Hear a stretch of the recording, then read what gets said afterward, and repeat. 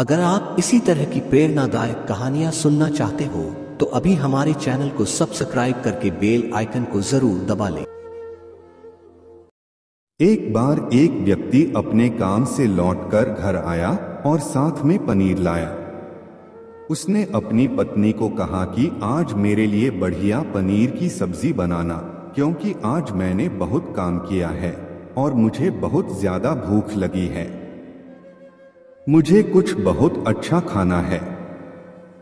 उसकी पत्नी कमरे से बाहर आई, पनीर लिया और कहा कि बिल्कुल, आप हाथ पैर धोकर तैयार हो जाइए। मैं आपके लिए बहुत ही स्वादिष्ट सा खाना बनाती हूँ। वो व्यक्ति फ्रेश हो गया और टीवी देखने लगा और इंतजार करने लगा सब्जी के बनने का।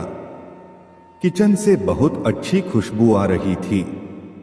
वो व्यक्ति बस सोच रहा था कि जल्दी से खाना बन जाए ताकि मैं अपनी भूख को मिटा सकूं। लगभग 1 घंटे के बाद खाना बनकर तैयार हो गया।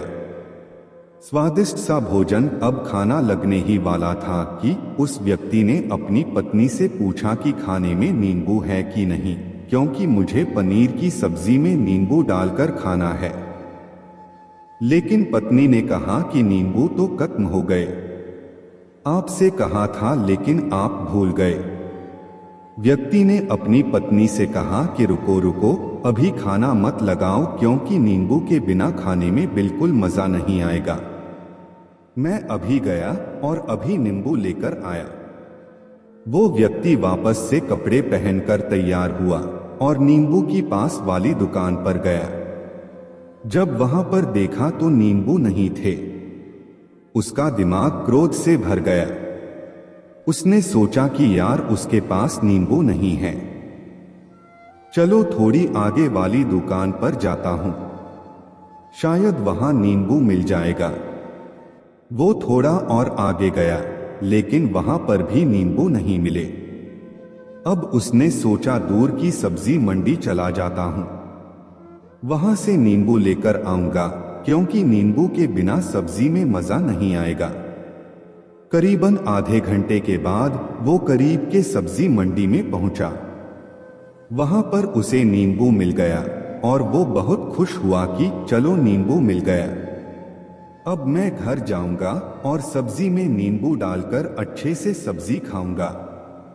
अब वह खुशी खुशी नींबू लेकर घर आया और अपनी पत्नी से कहा कि जल्दी से सब्जी गरम कर दो, रोटी गरम कर दो और नींबू काटो ताकि मैं अच्छे से खाना खा सकूं। अब थाली लगाई गई, सब्जी परोसी गई और नींबू रखी गई। उसकी पत्नी सामने ही बैठी थी और वो व्यक्ति थोड़ी देर के लिए कुछ सोच में पड़ गया। उसके बाद उसने नींबू की प्लेट उठाई और दरवाजे से बाहर की ओर फेंक दी और जोर जोर से चिल्लाने लगा, मैं जीत गया, मैं जीत गया। पत्नी ये देखकर घबरा गई, कहीं ये पागल तो नहीं हो गए। इन्होंने सारे के सारे नींबू दरवाजे से बाहर की ओर क्यों फेंक दिया? उस पत्नी ने उस व्यक्ति पर चिल्लाया और कहा कि आप पागल हो गए हैं। अभी तो इतनी देर तक नींबू के बारे में पूछ रहे थे और अभी जब नींबू घर पर ले आए और खाने बैठ गए तो आपने इन नींबुओं को दरवाजे से बाहर फेंक दिया और अब चिल्ला रहे हो कि मैं जीत गया, मैं जीत गया। पत्नी पूछी, आप किस चीज में जीत गए, हुआ क्या? अब व्यक्ति खुशी खुशी बैठ गया और अपनी पत्नी से कहा, आप भी बैठो, इत्मीनान रखो, बताता हूं कि क्या हुआ। आज सुबह से ही मेरी जीत हुई। मुझे अपने बस में करने की कोशिश कर रही थी। जब मैंने बहुत काम कर लिया तब मुझे बहुत तेज भूख लगी। जब मैं घर पर आया तो तुमने बहुत ही स्वादिष्ट सब्जी बनाई। उसकी खुशबू मेरी नाक में गई। फिर मेरी जीभ ने कहा कि इसे अब नींबू चाहिए। मैं पास वाली दुकान पर गया, लेकिन वहां नींबू नहीं मिले। थोड़ी और दूर गया, वहां पर भी नहीं मिले तो मुझे उसने और दूर लेकर गई। मैं उसके वश में आ गया और जैसी ही वह कहती रही वैसा मैं करता गया। अब मैं वैसा ही करता गया जैसा वो मुझसे करवाती गई, लेकिन अंत में मैंने विजय प्राप्त कर ली। मैंने उसे उठाकर बाहर फेंक दिया और कह दिया कि तुम्हारा मुझ पर कंट्रोल नहीं है, बल्कि मेरा तुम पर कंट्रोल है और मैं जीत गया। क्या आपको समझ में आया कि कैसे अपने इच्छाओं पर विजय प्राप्त करें? कई बार लोगों को शराब पीने की आदत लग जाती है और उस चक्कर में वो भटकते रहते हैं। यदि एक जगह नहीं मिलती तो दूसरी जगह जाते हैं, दूसरी जगह नहीं मिलती तो तीसरी जगह जाते हैं, और अक्सर युवाओं के साथ ऐसा जरूर होता है कि वो शराब पीने के लिए बैठते हैं। सारी शराब खत्म हो जाती है। उसके बाद एक ना एक व्यक्ति जरूर कहता है कि यार और चाहिए के चक्कर में शराब ढूंढने के लिए निकलते हैं। देर रात हो जाती है, वो भटकते रहते हैं।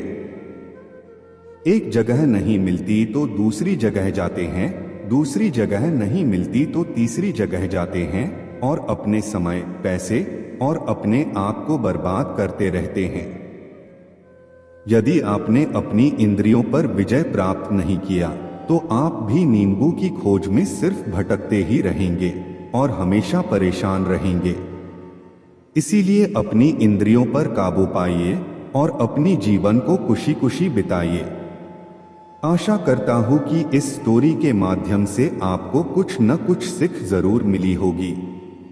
अगर मिली हो तो अपने दोस्तों के साथ ज्यादा से ज्यादा शेयर जरूर करें। ऐसे ही motivational speech, inspirational story, quotes देखने के लिए हमारे चैनल को सब्सक्राइब कर ले और इंस्टाग्राम, फेसबुक पर भी फॉलो कर ले। अगर ये कहानी आपको पसंद आई हो तो वीडियो को लाइक जरूर करें। अगर आप इसी तरह की प्रेरणादायक कहानियां सुनना चाहते हो तो अभी हमारे चैनल को सब्सक्राइब करके बेल आइकन को जरूर दबा लें। उम्मीद करते हैं आप अपने लक्ष्य को जल्द प्राप्त कर ले। धन्यवाद।